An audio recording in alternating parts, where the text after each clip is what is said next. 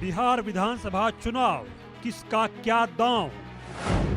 बिहार में बुर्के पर सियासत, किसको घबराहट? फर्जी मतदान की चुनौती, किसकी नीयत खोटी? बिहार विधानसभा चुनाव को लेकर फिलहाल तो महागठबंधन में सीटों को लेकर रस्साकसी का दौर जारी है। सीटों का ऐलान नहीं हुआ है, लेकिन सिंबल बांटे जा रहे हैं। इधर एनडीए में सीटों के ऐलान के बाद भी माथापच्ची जारी रही। अब जेडीयू बीजेपी ने 101 उम्मीदवारों की घोषणा कर दी है। एनडीए के स्टार प्रचारक प्रचार करना भी शुरू कर चुके हैं। प्रचार के मामले में महागठबंधन फिलहाल पीछे दिख रहा है।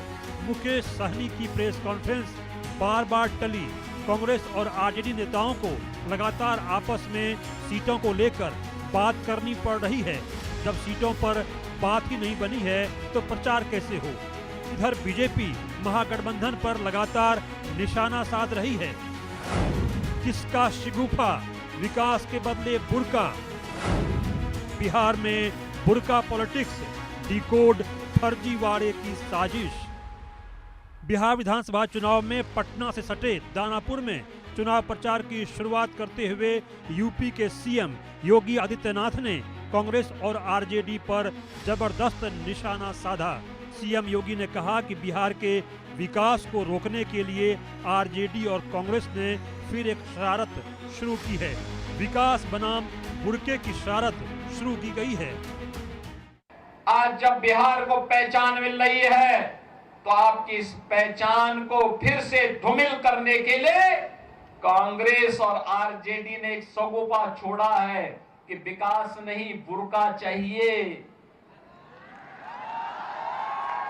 उनको विकास नहीं चाहिए, उनको तो बुर्का चाहिए, जिससे फर्जी वोट डाल करके यहां के गरीबों और दलितों के हकों पर वे डकैती फिर से डाल सके। सीएम योगी ने कहा कि ये लोग दुष्प्रचार का सहारा ले रहे हैं। दुनिया में कहीं भी जाने पर अपनी पहचान दिखानी पड़ती है, चेहरा दिखाना पड़ता है, लेकिन ये लोग चाहते हैं कि बिना चेहरा और पहचान पत्र देखे जिसकी मर्जी आए वह वोट डाल दे। यहाँ विकास के नाम पर उस कालखंड में किस प्रकार की अराजकता फैलाई गई थी, ये किसी से छुपा हुआ नहीं। विकास के नाम पर यहां पर पेशेवर गुंडे और माफियाओं को सत्ता का संरक्षण 1990 से 2005 के बीच में प्रदान करके पूरे बिहार के विकास को बाधित कर दिया गया था। बिहार के नागरिकों के सामने, बिहार के नौजवानों के सामने पहचान का संकट खड़ा हो गया था और वह व्यक्ति बिहार से प्लान कर रहा था, जिसके मन में एक भाव था बिहार के बारे में कुछ करने की, बिहार को आगे बढ़ाने की। दरअसल चुनाव आयोग ने बिहार विधानसभा चुनाव में बुर्के वाली मतदाता को लेकर जरूरत पड़ने पर जांच की बात कही थी। बुर्का नशीन की बात हो रही है, पर्दा नशीन लेडीज की, तो आइडेंटिटी के लिए जो हमारी आंगनवाड़ी सेविकाएं हैं वो हर बूथ पर उपलब्ध रहेंगी और आवश्यकता पड़ने पर उनकी चेकिंग होगी। कमीशन के निर्देश इसमें पूर्णतः स्पष्ट हैं कि पोलिंग स्टेशन के अंदर किस तरह से आइडेंटिटी का वेरिफिकेशन होता है और उनका कड़ाई से पालन किया जाएगा। बुर्के वाले निर्देश को लेकर यूपी में समाजवादी पार्टी ने चुनाव आयोग पर एक समुदाय विशेष को निशाना बनाने का आरोप लगाया था। सपा ने इस संबंध में चुनाव आयोग को चिट्ठी लिखकर आदेश वापस लेने की मांग की। सपा ने साफ किया कि चुनाव वाले दिन सिर्फ बुर्के वाली महिलाओं की जांच करना ठीक नहीं है। सपा ने कहा था कि यह निर्देश चुनाव आयोग की निष्पक्षता और पारदर्शिता पर सवाल खड़ा करता है।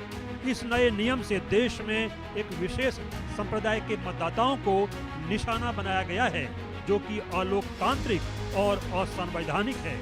योगी आदित्यनाथ ने दानापुर की चुनावी सभा में न केवल बिहार में महागठबंधन पर निशाना साधा, बल्कि इशारों में समाजवादी पार्टी को भी करारा जवाब दे दिया। जानते हैं कि बिहार विधानसभा चुनाव 2020 में मुस्लिम महिलाओं का वोटिंग पैटर्न आखिर क्या रहा है। महागठबंधन को 74% वोट मिले थे, जबकि एनडीए को 6% वोट मिले थे और अन्य को 16% वोट मिले थे। बीजेपी का मानना है कि बुर्के की जांच से संभव है कि फर्जी वोटरों पर नकेल कसे। बीजेपी का कहना है कि एयरपोर्ट और बाकी जगहों पर जब बुर्के के बावजूद चेहरा और पहचान पत्र दिखाना जरूरी होता है तो फिर चुनाव में जांच से परहेज क्यों? आगामी विधानसभा चुनाव में किसकी जीत होगी, किसकी हार होगी, अभी कहना मुश्किल है। लेकिन फिलहाल बिहार में बुर्का पॉलिटिक्स इन कर चुका है। जाहिर है आने वाले दिनों में महागठबंधन भी इस पर जोरदार पलटवार करेगा। Bureau report.